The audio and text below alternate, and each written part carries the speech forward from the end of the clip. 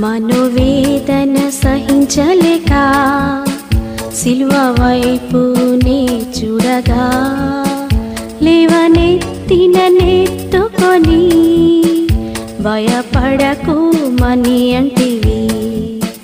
లేవనెత్తిన నెత్తుకొని భయపడకు మని అంటివి.